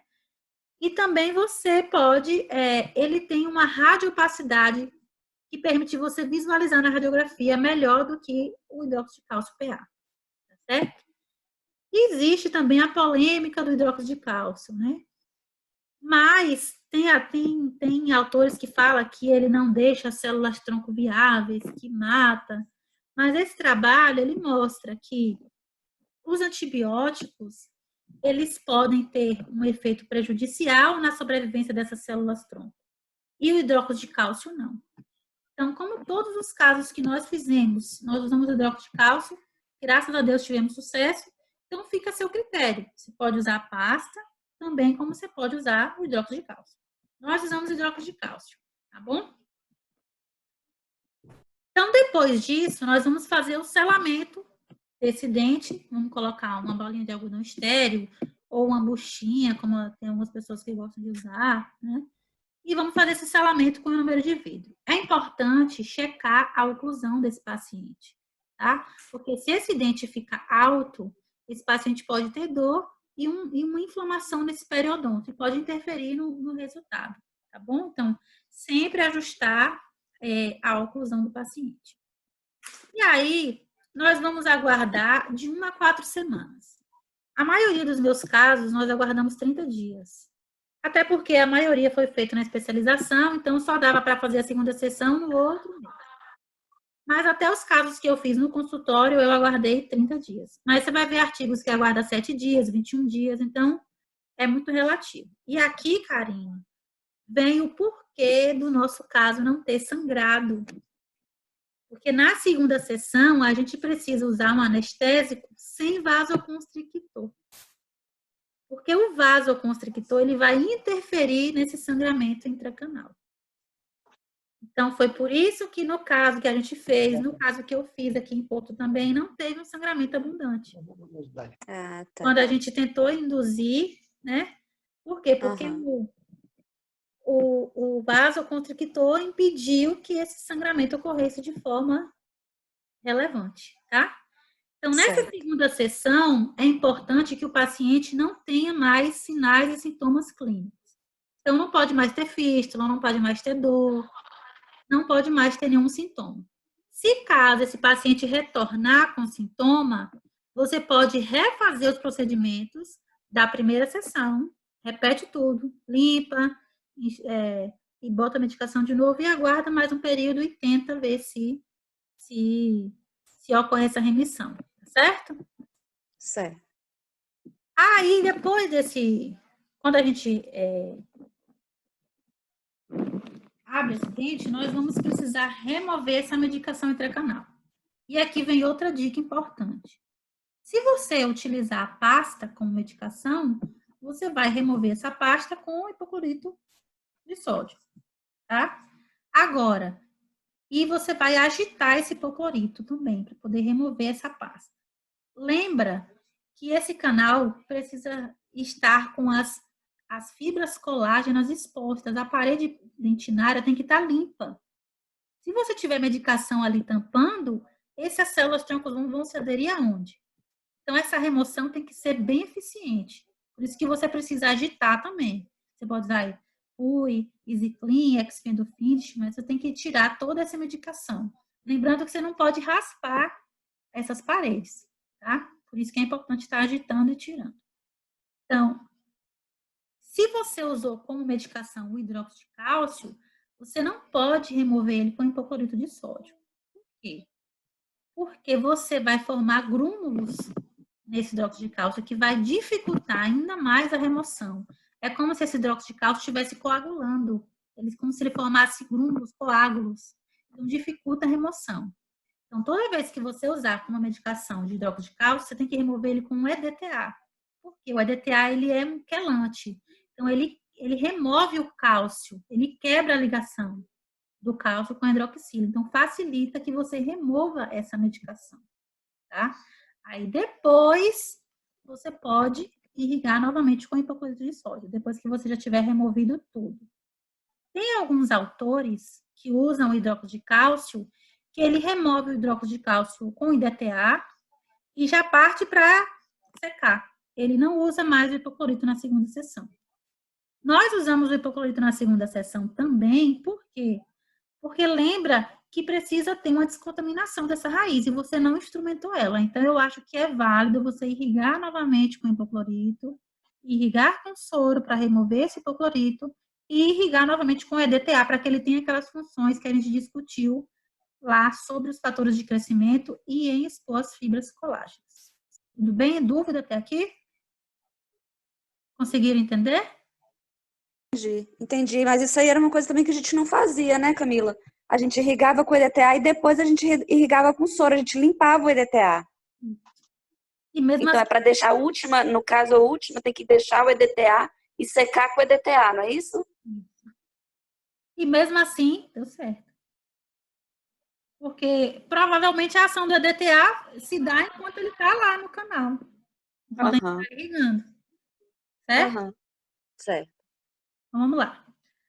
Aí depois você vai fazer o quê? Você vai pegar um instrumento manual, com ponta, por exemplo, 25, vai até 2 milímetros além do forame apical e vai esperar esse sangramento intracanal e vai tentar conter esse coágulo 3 milímetros abaixo da junção cemento-esmalte, tá? Aí, nesse caso, você pode usar uma esponja de fibrina, né? Um scaffold sintético ou inospon, e fazer um tampão cervical de 3 a 4 milímetros com um material reparador, tá? Então, depois disso, você vai fazer um selamento em cima desse cimento reparador com ionômetro de vidro, e o ideal é que você faça a restauração de resina nessa mesma sessão. Então, e por que eu boto ionômetro de vidro e resina? Porque o MTA, particularmente, ele não tem avidez por meios ácidos. Se você fizer um ataque ácido sobre o MTA, ele perde as suas propriedades de selamento. Então, por isso que você precisa cobrir ele com ionômetro de vidro, tá? Então, de forma nenhuma, você pode, em cima do MTA, fazer um ataque ácido. Tanto que se você usar ele em ambientes com muita acidez, em ambientes com perfuração, em que há acidez no ambiente, se você não remover aquele tecido de granulação, o MTA pode não vedar, tá? Então, é importante você cobrir o MTA com o ionômetro de vidro por conta disso. E por que a gente tem que fazer essa restauração de resina na mesma sessão? Que também, antigamente, né, Karine, a gente não fazia. Para evitar o risco de infiltração. Porque se infiltrar, não vai dar certo. Porque o sucesso da técnica de revascularização depende da ausência de contaminação. Tá certo? E é importante também frisar com o paciente a necessidade de um acompanhamento. Porque é muito difícil fazer preservação. Então, a gente tem que tentar colocar na cabecinha deles a importância que isso tem, para ver se a gente consegue, né, estar acompanhando esses casos de uma forma adequada. Então, acompanhamento, vamos fazer um resumo para a gente seguir. Então, resumindo, na primeira sessão, lembra que essas imagens são meramente ilustrativas, que os dentes precisam estar isolados, tá? Então, na primeira sessão, a gente vai irrigar, certo? Para descontaminar com hipoclorito de sódio, vai ativar essa solução irrigadora e vai colocar uma medicação intracanal e um selamento provisório, certo? Na segunda sessão, nós vamos remover essa medicação intracanal, tá? Vamos induzir o sangramento apical, tá? E aí, vamos esperar esse sangramento, tentar fazer esse coágulo e colocar um cimento reparador, sobre ele o ionômero de vidro, para que o ataque ácido não venha interferir nas características e propriedades desse cimento reparador. E para evitar que ocorra o que aconteceu no primeiro caso que eu fiz com Karine, a gente hoje está podendo usar também um esqueto sintético para evitar esse extravasamento tão grande do MTA. Então, depois de tudo isso, a gente tem que acompanhar esse caso de 6 em 6 meses, né? Então, observar a ausência de sinais e sintomas clínicos, fazer avaliações radiográficas ou tomográficas, né? E observar se há obliteração desse canal radicular. Porque caso o acidente venha a necrosar, essa obliteração pode dificultar, né, um tratamento dessa raiz. Tem alguns autores que preconizam fazer o tratamento endodôntico desse dente depois que o ápice fecha. Nós não recomendamos. A gente só recomenda você tratar esse dente se você precisar reabilitar, precisar botar um pino. Aí você espera formar essa raiz, aí você faz o tratamento convencional para poder colocar um pino. Mas se você precisa colocar um pino, eu já faria uma apsificação de cara, entendeu? Então, se der certo, você acompanha até, não faria um tratamento endodôntico convencional depois. Só se necrosar, só se começar a aparecer fístula, só se tiver alguma indicação. Hematologia. Isso, tá bom? Então, aqui, por exemplo, ó, nesse caso que a gente fez, você observa aqui, ó, que houve uma obliteração, né, dessa parte apical aqui da raiz. Então, se precisar retratar esse dente, é um pouco complicado. E outra vez pode ser provisório. Então, agora a gente vai discutir a questão do nome. Ela é provisória. Se vocês acham que há uma regeneração pulpar? Você acha que a polpa se regenera? Não. O tecido múltiplo da boca,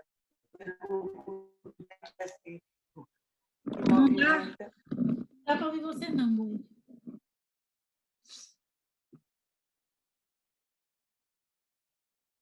Então, assim, a polpa, ela não se regenera. Por isso que eu não gosto do nome terapia regenerativa, terapia endodôntica regenerativa. Porque a polpa não regenera. Mas isso é uma opinião minha. Não é que está errado eles chamarem assim, porque hoje todo mundo só fala terapia regenerativa, tá? Então, o tecido formado, ele não é polpa. E ele não funciona como polpa. O tecido formado, ele varia de acordo com as células, com a diferenciação das células-tronco dentro do canal. Então, esse tecido, ele pode ser um tecido conjuntivo, ele pode ser um tecido semelhante à polpa, a cimento, a osso. Então, não existe ainda um padrão de que tecido que é formado. Há uma variação. E você só consegue saber o tecido formado se você extrair esse dente e fizer cortes histológicos. Então, uma coisa a gente tem que ter certeza, que o tecido formado não é polpa. Ele pode formar... É o odontoblasto? Então, ele pode formar... Então não é polpa. Ele pode se formar cementoblastos, mas a polpa em si não se regenera, tá certo? Então, por isso que eu prefiro a nomenclatura de revascularização. Camila, Oi. esse tecido, segundo a literatura, é uma invaginação metaplásica, invaginação diferenciada do tecido periodonto apical. Ele não tem odontoblasto, então ele não é polpa. Pois é. Mas tem aulas aí de professoras que falam que a polpa tem uma capacidade regenerativa muito grande. Então a gente tem que deixar engano. claro, né? Então vamos lá. Então, Camila, e agora? Que caso eu vou fazer uma apsificação? Que caso eu vou fazer uma revascularização? Então, vamos lá. Esse caso aqui, observa que a raiz, né, está com a espessura adequada. Observa que o comprimento radicular é semelhante ao do dente do lado. Só falta aqui fechar o ápice. Então, esse é um dente bem característico de indicação de uma apsificação com um tampão apical com MTA, por exemplo, ou com biodentina ou com biocerâmica. Não que você não possa fazer uma revascularização aqui. Mas é um dente que você pode estar fazendo uma apsificação com uma certa previsibilidade de sucesso, tá? Agora, imagine esse caso que eu fiz com Karine, se a gente fosse fazer uma apsificação com MTA. 3 anos. Observa como essa raiz continuou fina, continuou divergente para apical, continuou frágil. A chance desse dente quebrar era muito grande, né? Olha a diferença da revascularização, da apsificação aqui, e olha a diferença da revascularização lá. Né? Observa que aqui teve uma regressão da lesão, o ápice, isso aqui fechado é o material que foi colocado, e aqui você observa que a espessura da parede aumentou, o tamanho do dente ainda não é o ideal, mas já aumentou com relação ao dente vizinho, certo? Então, é muito avaliar cada caso.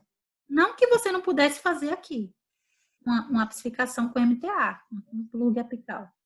Mas a revascularização teria uma indicação mais específica, mais vantajosa, certo? Então, vamos lá. Vou mostrar agora alguns casinhos, né? Esse é o artigo. Ah, que lindo! Que a gente publicou, né?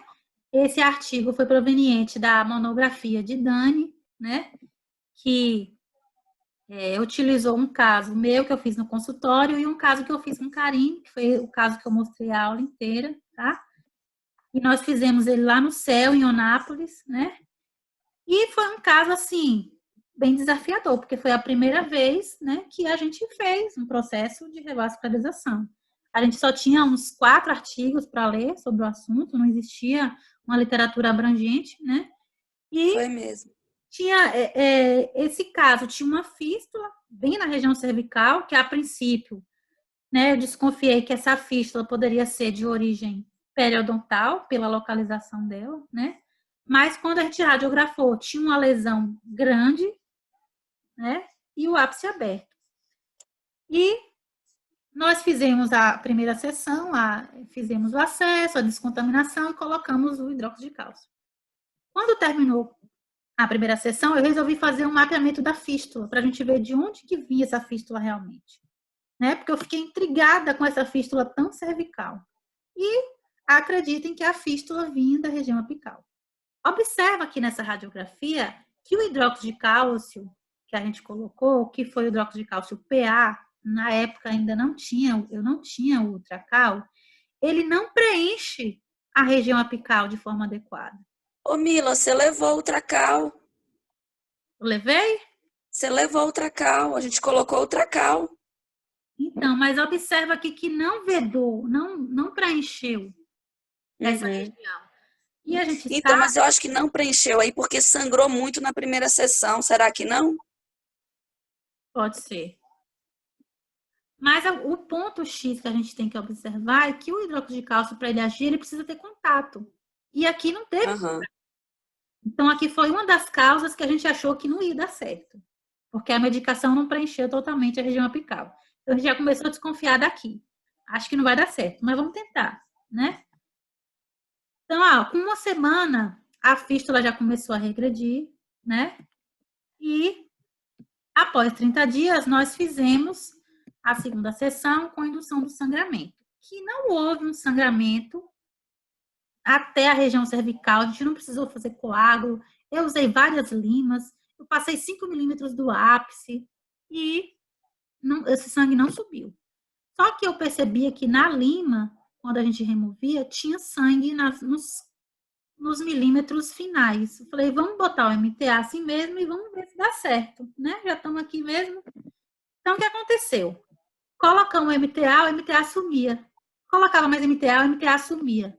Então, eu acho que como o sangue não teve um sangramento, o MTA escorria porque o sangue estava só na região apical. E também a gente não tinha também tanta experiência em manipular o MTA numa consistência mais dura. Nós tentamos fazer ele mais duro, só que ele ficava duro demais. Porque é muito difícil, às vezes, você conseguir acertar o ponto do MTA. Né? Então, a gente achou que não ia dar certo. Eu achei até que a raiz ia fraturar, porque ficou uma grande quantidade de MTA, né? Falei, essa raiz vai trincar, vai fraturar quando esse MTA tomar presa e se expandir. Mas, graças a Deus, a raiz começou a crescer, né? A paciente não tinha mais nenhum sintoma e deu esse resultado aí. Infelizmente, a gente não conseguiu mais fazer um acompanhamento dessa paciente. Inclusive, ela disse que ia arrancar o dente porque o dente escureceu. Exato. Né? Mas, infelizmente, a gente não tem como, né, fazer a pessoa ter, né, dar valor ao dente. Muitas vezes ela prefere extrair do que cuidar. É uma realidade triste, mas enfim. Esse outro caso eu fiz aqui no consultório. Foi o segundo caso que eu fiz. Então, aqui eu já estava mais antenada no MTA para ele não escorrer demais, né? Então, eu segui o mesmo protocolo do primeiro caso. Observa que a saída aqui desse dente é na região média, né? A abertura. Esse dente foi indicado para mim pelo ortodontista lá da clínica que eu atendia.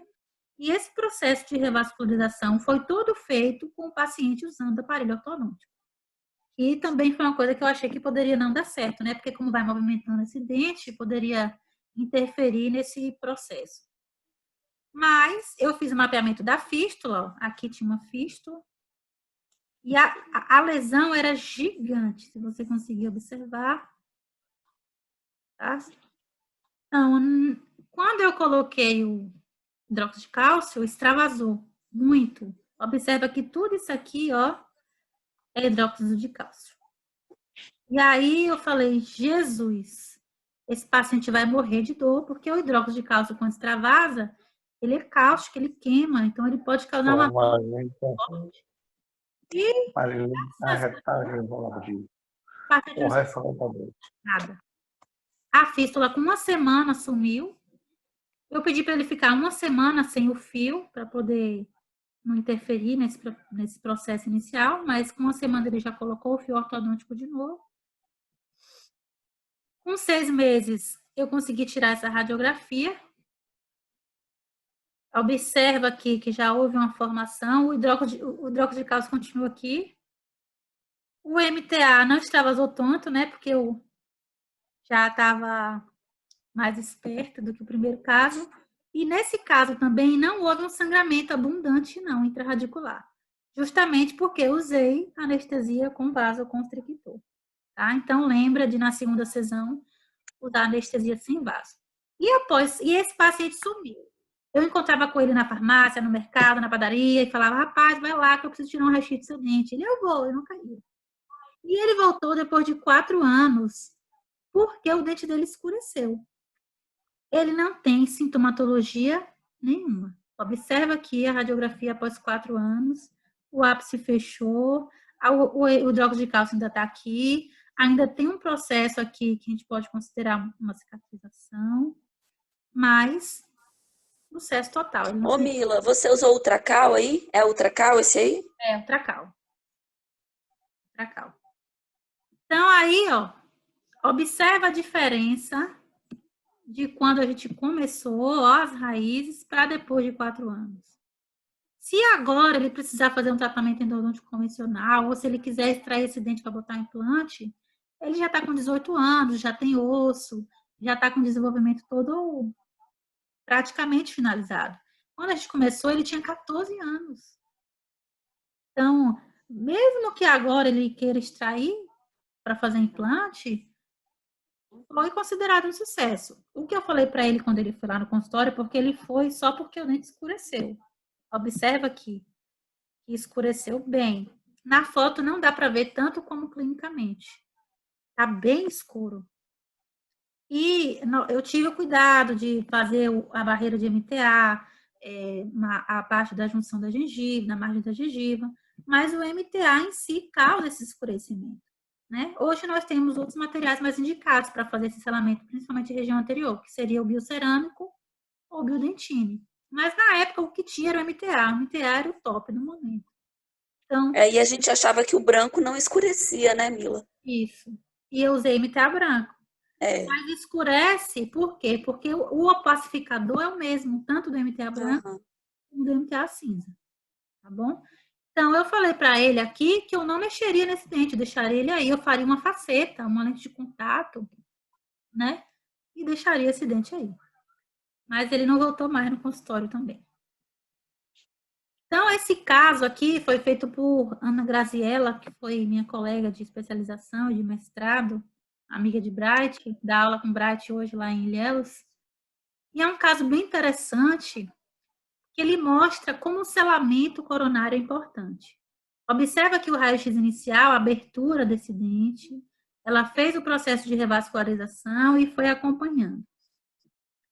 Observa aqui, sucesso, a raiz crescendo, o ápice quase se fechando. Mas aí o que aconteceu? Ela perdeu, quebrou, soltou a restauração. Aí o indicador encaminhou de novo para a Grazi para refazer, né, o processo de revascularização, para não ter risco, né, desse dente vir a necrosar. Aí Grazi tirou o MTA, aplicou hidróxido de cálcio de novo, fez todo o processo de revascularização de novo, porém, não teve sucesso. A lesão voltou e formou fístula. Então, aí ela fez o tratamento endodôntico convencional com cimento bicerâmico, mas observa a diferença do raio-x inicial para esse raio-x depois. Como formou esse ápice? Olha que coisa linda. Então, por isso que ficar atento ao selamento. Se possível, fazer na mesma sessão, tá bom? Esse caso, Gleide, eu não escuto você, viu, se você falar. Tá muito longe. Esse...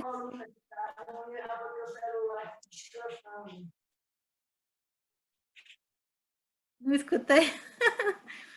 Brat, qualquer coisa você me fala. Se ela falar, viu, alguma coisa, quiser fazer alguma pergunta, alguma coisa. Fique tranquilo. Esse caso, né, foi feito por minha aluna também, Michela, né?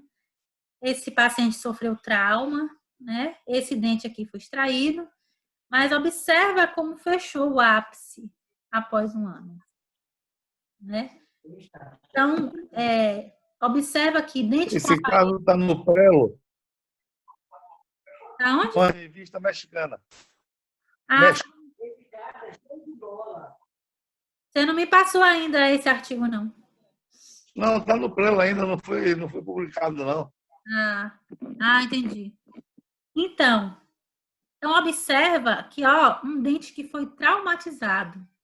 Esse dente chegou com mobilidade, teve que fazer contenção, e mesmo assim a revascularização deu certo.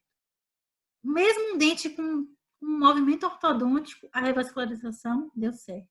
Mesmo uma pessoa com 53 anos, Brad fez um caso que deu certo. Uma criança com 3 anos, 4 anos, deu certo. Então, não custa a gente tentar, né? É importante explicar ao paciente que é um tratamento que pode dar certo, que pode não dar certo, para que ele tenha esse compromisso de fazer um acompanhamento, tá? Então, vamos mostrar agora alguns casos de insucesso. Então, começou a surgir artigos mostrando os casos em que a revascularização não dava certo. Esse trabalho, ele avaliou 28 dentes, né? E usou hipoclorito de sódio 3%, a DTA, e usou a pasta triantibiótica. Então, nesse caso, 21% ele considerou sucesso. 4% ele considerou cicatrização incompleta. Na minha opinião, se a cicatrização é incompleta, mas não tem sinal clínico, para mim é sucesso. Porque vários tratamentos endodônticos que a gente faz convencional não tem uma cicatrização completa e a gente considera sucesso, tá? E nesse trabalho, 3 casos falharam. Porém, os casos que falharam, houve um crescimento de parede, um aumento de espessura e depois falhou. Então, foi um sucesso relativo, na minha opinião, tá? Observe esse caso aqui, como essa parede, essa raiz cresceu e aumentou a espessura, comparado com aqui, né? E observa aqui que na hora de fazer o tampão apical, não vedou a região apical da forma adequada, para você ver que não é uma técnica fácil de fazer. principalmente para quem não tem experiência em trabalhar com material, com MTA, e não tem microscópio. Hoje, com os biocerâmicos e o biodentine, você consegue pegar o materialzinho pronto e colocar, mas é difícil você colocar ele na região apical sem microscópio, certo? E o outro caso que ele mostra no artigo foi um caso de avulsão. Então, para mim, esse insucesso não conta como da revascularização, porque a avulsão, independente do tratamento que você faz, tem o risco de reabsorção. Então, esse dente reabsorveu não foi por causa da revascularização, foi porque ele avulsionou. Né? Então, a gente tem que ter muita cautela quando lê artigo, tem que ter, como eu sempre falo para vocês, fazer uma leitura crítica dos artigos, certo? Então, como começou a surgir esses casos de insucesso? Começou-se, Karine, a buscar estratégias para tentar fazer com que esse dente tenha mais chances de dar certo, de sucesso. Então, com isso, começou a se utilizar o PRF e o PRP. Então, nós lá no IBPO, Marcela, que foi aluna agora da turma 4, né, Brat? 3. Como? Marcela, 3? É 3.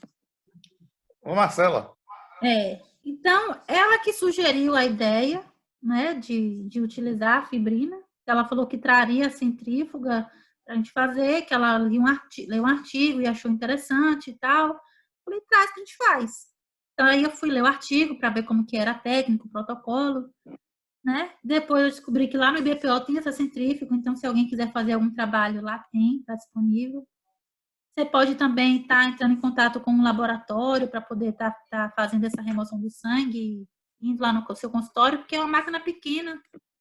Se caso aparecer algum caso e você queira usar, tá? Então, como que foi que a gente fez esse caso? Vamos falar primeiro um pouquinho das vantagens de utilizar essa fibrina rica em plaquetas. Qual é a maior vantagem dela? É a presença de citocinas. Essas citocinas, ela vai promover uma cicatrização acelerada, a neoformação vascular, um controle imunológico e a ausência quase total de infecção, tá? Além disso, ela vai promover uma migração e proliferação maior de células-tronco, porque ela já tem células-tronco. E ela também ativa os primeiros estágios da cicatrização. Então, a reparação é mais acelerada. Então, por isso que começou a se usar a fibrina rica em plaqueta associada ao coágulo sanguíneo. E a própria estrutura da fibrina, ela também serve já de arcabouço para essas células estarem se diferenciando, tá? Lembrando que a maioria dos artigos... Oi? Não, foi aqui, Milona. Lembrando que a maioria dos artigos utiliza aquela membrana de fibrina que eu mostrei.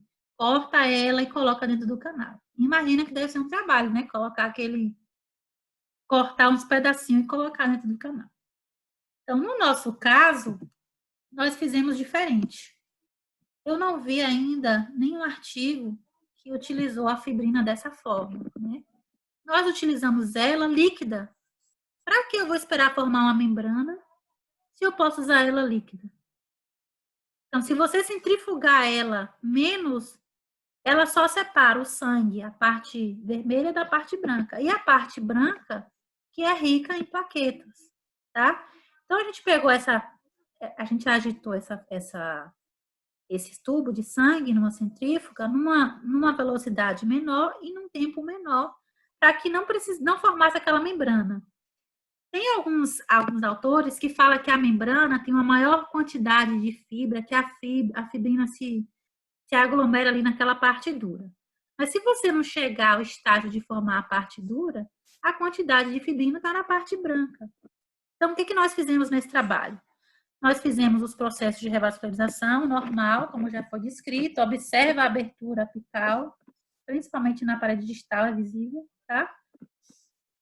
E nós usamos hipoclorito, isiclin e hidróxido de cálcio por 30 dias. Na segunda sessão, nós fizemos a coleta do sangue da paciente.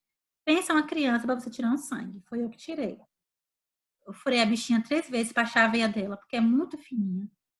Graças a Deus, ela era muito boazinha. Deu tudo certo. Então, a gente tira o sangue, coloca nesse tubo, coloca na centrífuga. Lembra que a centrífuga, você não pode colocar um tubo só.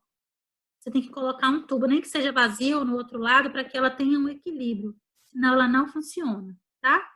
E aí a gente agitou uma velocidade e no tempo, não vou descrever aqui porque esse trabalho ainda não está publicado. Então a gente vai, né, deixar para vocês saberem, ficar curiosos. E a gente pegou essa parte branca do tubo, a parte amarela, onde tem, né, que é considerada a fibrina rica em plaqueta, e injetamos no canal radicular juntamente com o coágulo, certo? Então, primeiro a gente fez o quê? A gente induziu esse coágulo de forma normal, como a gente faria num procedimento de revascularização normal, tá? Observa que dessa vez, Karine, o sangue subiu, né? Sangrou. A gente já não usou a anestesia com Anestésico com vaso. tá? Então, foi feita a irrigação da parte líquida em cada canal e com a mesma lima que a gente fez a indução do sangramento, nós fizemos uma agitação bem suave para que se misturasse essa fibrina com o sangramento que estava ali naquele canal. Depois disso, a gente fez o selamento com cimento de Portland branco, usando a técnica da canaleta da régua, tá? E vedamos a entrada dos canais. E deu certo. A raizinha aqui você já vê que está fechando, aqui também já fechou bastante. A gente também não conseguiu fazer uma preservação mais recente desse caso por conta do coronavírus. E também porque a menininha mora em uma cidade distante, então a gente tentou marcar ela algumas vezes e ela faltou. Mas a gente vai tentar fazer o controle para a gente publicar esse caso. Então, assim, os artigos que eu vi, eles usam a membrana de fibrina, aquela parte mais grossa. Imagina você pegar uma membrana, cortar para introduzir um canal dessa espessura. Né? Então, por que a gente não usa líquido? Então, a gente tentou essa técnica e deu certo. Né? Vamos publicar e vamos tentar fazer outros casos. Se aparecer outro caso para mim, eu vou tentar fazer só com a fibrina líquida, sem induzir coágulo, para ver se dá certo. Porque os trabalhos têm mostrado que se você utilizar só a fibrina, só o PRP, o PRF, os resultados são semelhantes do que se você usar só o coágulo sanguíneo. Lembrando que aqui ele pega a membrana de fibrina e corta e coloca dentro do canal. Ele não usa líquida. Eu não vi nenhum artigo que tivesse usado a fibrina líquida. Sempre eles usam a membrana e corta. E coloca os fragmentos dentro do canal, tá certo? Então, esse trabalho, ele mostrou que não tem diferença de você usar a fibrina ou o coágulo, tá? Ou o PRP ou PRF.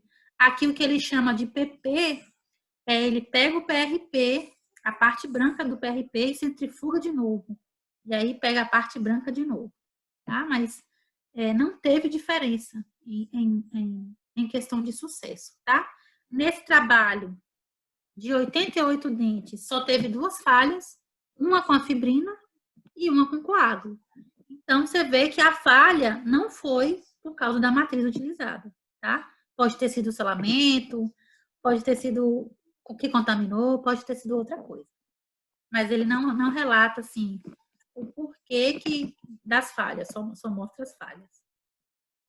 E esse trabalho eu achei bem interessante e eu vou finalizar minha aula com ele. Ele usou 15 incisivos em traços superiores com ápice fechado. Ele não usou dentes com ápices abertos. Tá? Ele arrombou o forame até a lima 80, tá? Utilizou hipoclorita 1,5 e usou pasta biantibiótica, certo? Então, imagina um dente normal, com ápice fechado, ele arrombou esse forame para poder induzir uma revascularização, tá? Então, ele, nesse caso, usou a membrana de fibrina. Lembra que eu falei? Todos os trabalhos que eu li usam a membrana. Corta ela e vai inserindo no canal. E usou MTA sobre esse PRF, tá? E, pasmem, que não teve nenhum insucesso. Todos os pacientes estavam sem dor, sem edema e sem fístula. Quanto tempo? Acho que 1 ano ou 2 anos, não tenho certeza. Mas nenhum caso falhou e 9 deram resposta positiva ao teste de sensibilidade com frio. Só que também ele não relata como que foi essa resposta. Se foi uma resposta normal ou se foi uma resposta como do meu paciente, que só sentiu que estava gelado, ele não sentiu dor. Tá? E aqui, para finalizar a nossa aula, eu vou mostrar aqui, ó, o raio-x inicial e o raio-x final. Eu achei bem interessante que um dente ele fez a endodontia convencional e o outro dente ele fez a revascularização em um dente com ápice fechado. Então, será que esse vai ser o sucesso da endodontia? A gente fazer revascularização em todos os dentes? A gente deixar de fazer obturação quando a conduta fecha? Vamos aguardar, mas que é uma possibilidade. Muito obrigado pela atenção de vocês, tá? Queria deixar 2 versículos que vocês busquem estudar, porque eu falo por mim, se eu não fosse professora, eu não estudaria.